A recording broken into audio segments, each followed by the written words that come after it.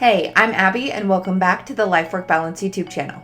Today I would like to talk to you about 5 things that you might be doing that is preventing you from moving forward in the interview process. Before I jump into those 5 tips, please go ahead and give this video a thumbs up if you're looking forward to learning what might be getting in your way. And if you haven't already, please go ahead and hit that subscribe button as well as the bell so that you can receive life work balance advice delivered directly to you every Sunday.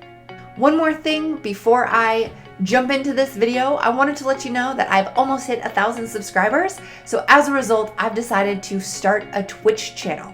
So I am streaming live on Twitch every Monday, and I am offering free career coaching, career advice, job search advice, whatever it might be that you're looking for every Monday on my Twitch channel.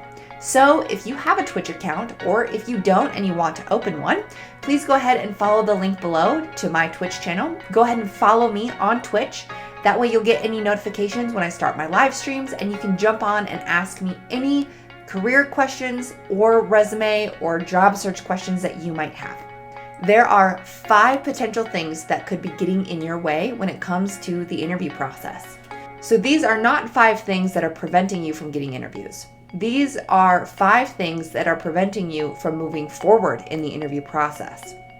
So you've put in your application, you've gotten an interview request, you get an interview, and then something happens. So there are 5 potential things that could be getting in your way that you have some control over. So the first thing that could be getting in your way is not being prepared enough for the interview. There are many different ways to prepare for an interview. Watching videos like mine is one way that you can prepare. However, what are some other ways that you could prepare for the interview? Well, first, if this is a virtual interview, you need to prepare by getting your setup all ready to go. So this is ensuring that you have the correct technology, the correct software, and you are prepared physically, as well as you have your space prepared. So you need to make sure that you have a camera that works. Do not do a virtual interview without a camera. You want to make sure that you have your camera turned on.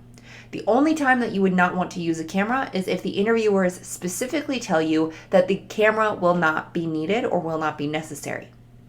You also will want to make sure that you have high quality speakers and microphone.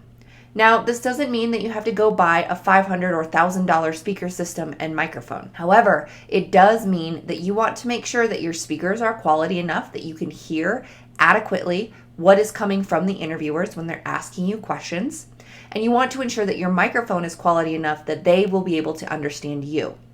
So this might be just as simple as using your best headphones. If you have a relatively new laptop, it likely has decent speakers and a decent built-in microphone. If you're using a desktop computer and you are using an external microphone as well as external speakers, you may need to put a little bit of effort into upgrading those. However, you just want to make sure that the quality of audio, both coming out to you as well as going from you to the interviewers, is high enough so that people can hear you in a crisp, clean way. I recommend testing your equipment with someone before your interview. This way you can work out any kinks and you can make sure everything will run smoothly for your actual interview. This also means testing the type of software that your interview will be through. So whether this is Microsoft Teams, Zoom, Skype, another video conferencing platform, you'd want to try to test it prior to your interview so that you are prepared to just start your interview the day of rather than be late to your interview because you're having technology issues. The other thing I mentioned that you would want to make sure you prepare for with a video interview. Make sure that you are dressed appropriately, fully dressed appropriately, and that you have your background free of clutter and free of distractions. If this is going to be an in-person interview, you also need to prepare when it comes to logistics. How are you going to get there? What if there's traffic or an accident and your main route is blocked? Do you have alternative routes? Where are you going to park? Are you taking public transit? What are you going to wear? You need to make sure you arrive early just in case. So if there's anything that causes you to be a little bit delayed on your travel time there, that doesn't impact your actual interview. So those are things that you need to prepare for from more of a logistical standpoint. You also need to prepare your answers to interview questions. Now, the way that you will do this is by reviewing the job posting first. By reviewing the job posting, you will be able to tell what the interviewers are looking for. You'll look at the minimum qualifications, the preferred qualifications, and the overview of the position. Then you're going to want to reflect on some of your past experiences, maybe even your education, and come up with some standard answers to very common interview questions.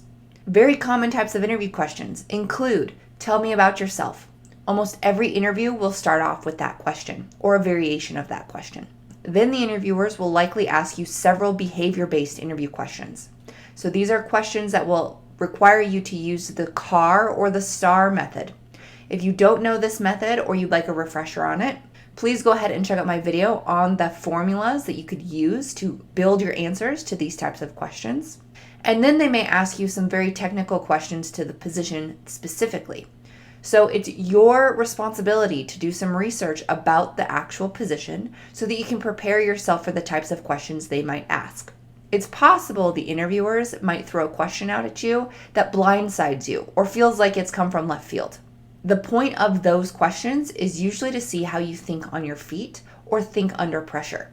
So for example, I was in an interview once where the interviewers asked me how to describe the color red to someone who could not see.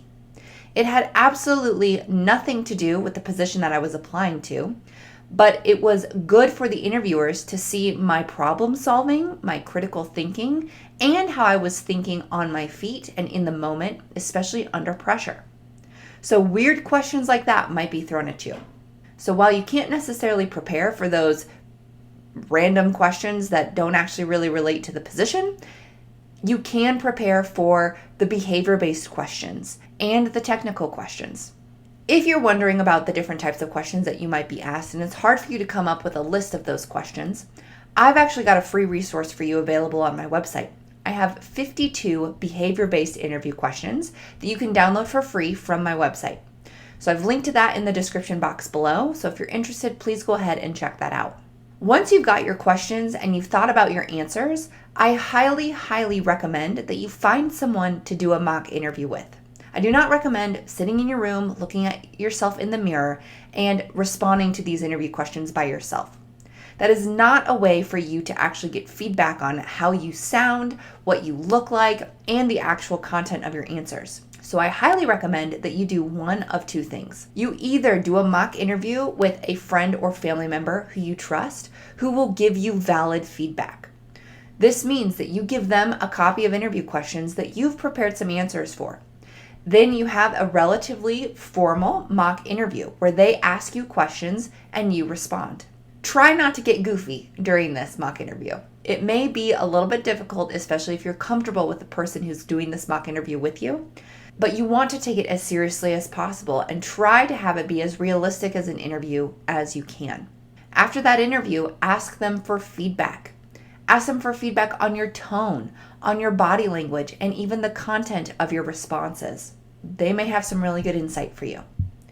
The other thing that you can do when it comes to preparing for an interview, rather than doing a mock interview with another person, is you could record yourself. Now, I know that this might feel cringe initially because most of us do not like hearing the sounds of our own voices. However, I highly recommend that if you do not have a mock interview with another person, that you conduct a recorded mock interview of yourself and you watch it back. As uncomfortable as it may be to hear yourself, you will have an outsider's perspective of what you look like during the interview process.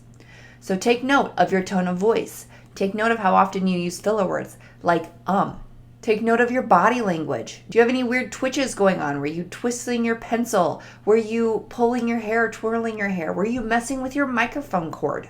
You can also evaluate the content of your answers to each of the interview questions that you have prepared. Does it flow well? Does it seem to make sense and actually answer the question? So once you've watched that back, you will have some very valuable data that you can use to improve your interview persona. So it's very important that you prepare for the interview. And you may not have prepared in the past sufficiently to make a good impression. So one of the reasons why you may not be getting additional interviews is because you have not prepared well enough. So if you are interested in additional preparation and you would like to work with me directly, let me know. My contact information is in the description box below, and I would love to do a mock interview with you. The second thing that may be preventing you from moving forward in the interview process is doing too much research on the organization and not enough self-reflection and self-evaluation. So sure, maybe you spent hours combing through the organization's website, through their LinkedIn, through their Twitter, through their Facebook, through their various social media profiles. And you know this organization backwards and forwards. You know all about their culture. You know all about their values. You know their mission and vision statements by heart. That's all well and good, and I do recommend doing that research. However, it's also critical that you do some self-reflection and self-evaluation of yourself before your interview. You need to know why you are going to be a good fit for this position. It will probably be asked you why you want this job. Why do you want to work for us? Or why do you want to work in this position? You also will likely be asked questions about your strengths and your weaknesses. It is essential that you spend some time doing some self-reflection through the lens of this position. So look at the job posting that you found and that you applied to. Read through it. See where your areas of strength lies. Where are some of your weaknesses? How do you fit into this position, and how do you see yourself fitting into the organization as a whole? You may, in your previous experience doing interviews, you may have done too much research about the organization and not enough self-reflection and self-evaluation about how you fit into the position and fit into the organization. Reason number 3 as to why you may not be getting additional interviews or moving forward in the interview process is because you are falling into the mindset trap.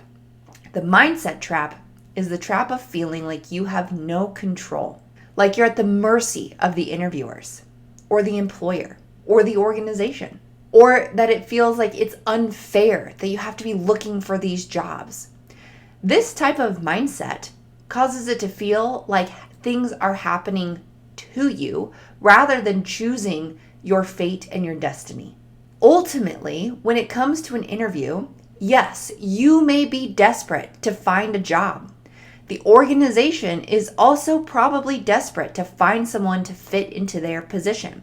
So you are actually in a position of power, and it is up to you, and you are in full control with how the interview goes.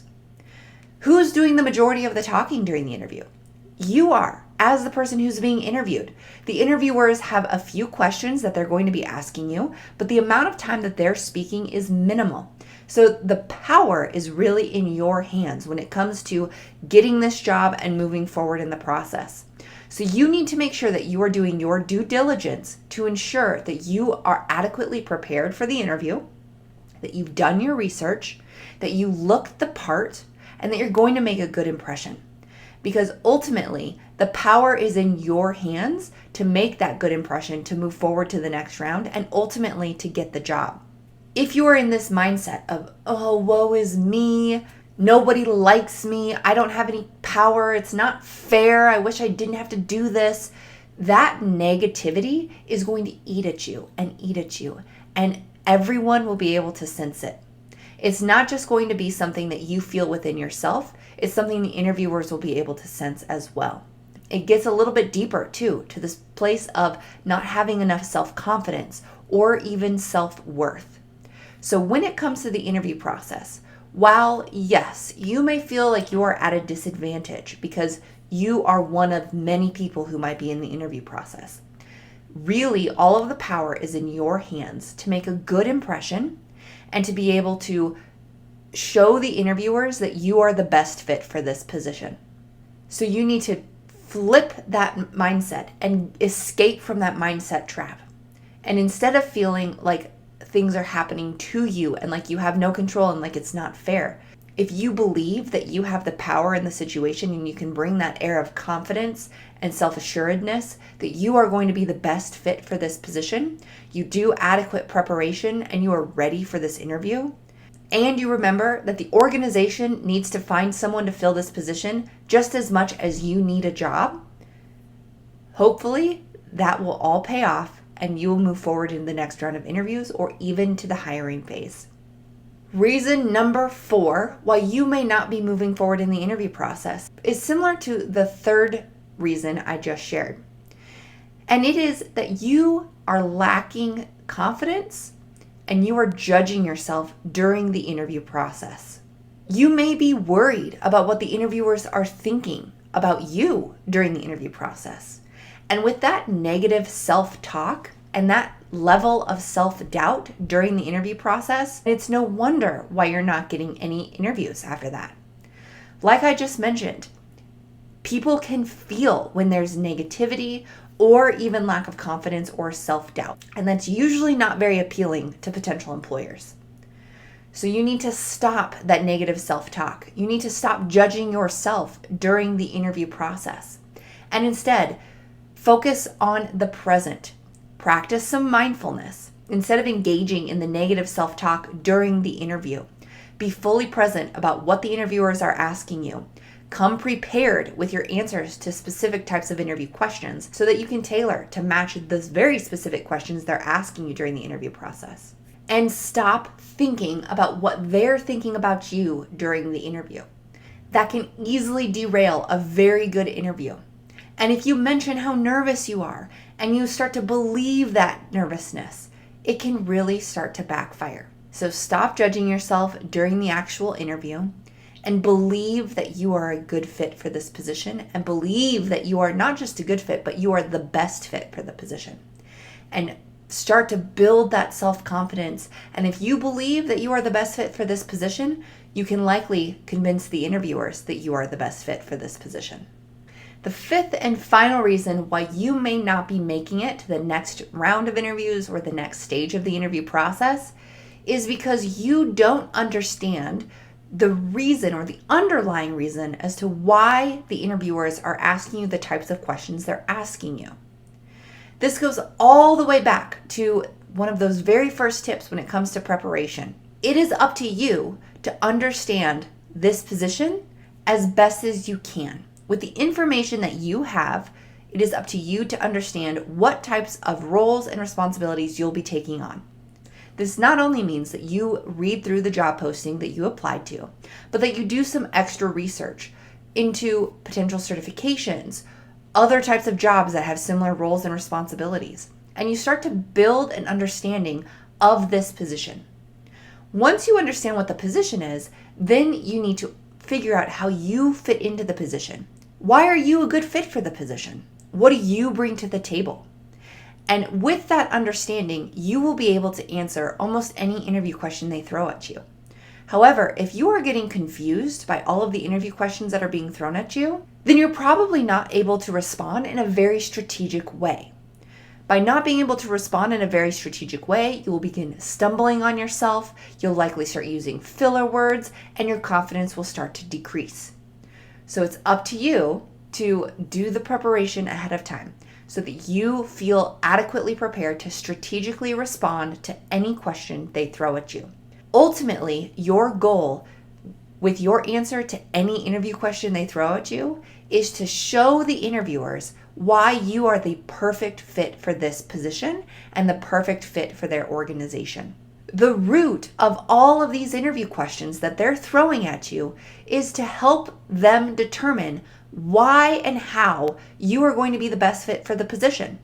And if you are unable to strategically answer those questions and show and prove to them why you are the best fit for this position and the best fit for the organization, they're going to quickly decide that you are not the right person for their team, that you are not the right person for this position, and they're going to move on to someone else. So hopefully, with these 5 potential things that you might be doing that are getting in your way of moving through the interview process, hopefully with this knowledge, you are able to turn things around for yourself. You need a mindset shift. You need to prepare. You need to do your research, and not just research on the organization and the position, but research on yourself. You need to quit judging yourself and engaging in that negative self-talk during the interview process. And you need to think strategically about how you're going to fit into the position and the organization and be able to give responses to any interview question that proves to the interviewers that you are the right fit for the position. So hopefully this was helpful. If you enjoyed this video, please go ahead and give it a thumbs up if you haven't already. And like I usually say, please go ahead and hit that subscribe button as well as the bell so that you can receive life-work balance advice delivered directly to you every Sunday. If you have any questions, comments, or thoughts on this video, please go ahead and leave them in the comments section below. I read all of the comments that come through and I respond to them individually. So please, if you have any questions, comments, or thoughts, drop them in the comments below and I will get back to you as quickly as I can. I'm also excited to announce that I have almost hit 1,000 subscribers to my YouTube channel. So as a result, I have decided to add an additional stream opportunity for my viewers to get some free career coaching. I am now streaming every week on Twitch. So if you are already on Twitch, please go ahead and subscribe to my Twitch channel. I've linked to it in the description box below. And I offer free career coaching, career advice, interview advice, whatever advice you're looking for when it comes to the job search process or the career process as a whole on my Twitch channel while I'm live streaming.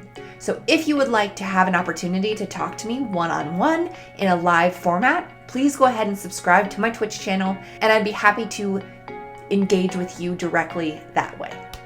Thanks for watching and I'll see you next week.